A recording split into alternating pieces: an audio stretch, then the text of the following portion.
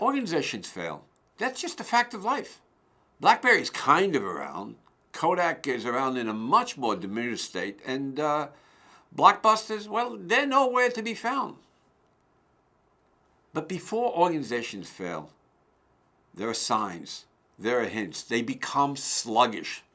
They become trapped by inertia. The leadership challenge, therefore, is to break inertia.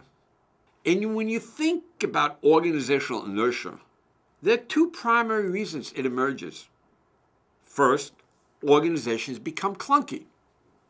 This clunky tendency is when organizations become sprawling, when they become structurally unintegrated, when they grow too fast, when they have chaotic mergers and acquisitions. Let's look at Dell back in the early 2000s. At this point, Dell made dozens of acquisitions, resulting in a relatively non-integrated organization. The acquisitions therefore failed, and Dell began to lose its direction. While clunkiness is one source of inertia, a myopic tendency is another source of inertia. That is when an organization becomes overly focused on its traditional business models, on traditional ways of doing things, and fails to recreate itself. Back in the early 2000s, BlackBerry was remarkably successful. But BlackBerry's leaders began to lose that edge that made them successful.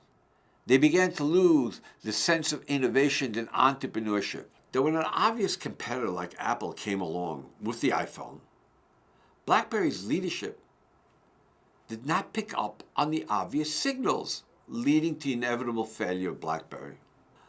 This myopic tendency, the tendency to focus on your old business model and your old ways of doing things, is obvious in other organizations, not just BlackBerry. Blockbusters and Borders, for example, come to mind. In this context, this book takes on what I consider to be a core leadership challenge, if not the core leadership challenge faced by organizational leaders.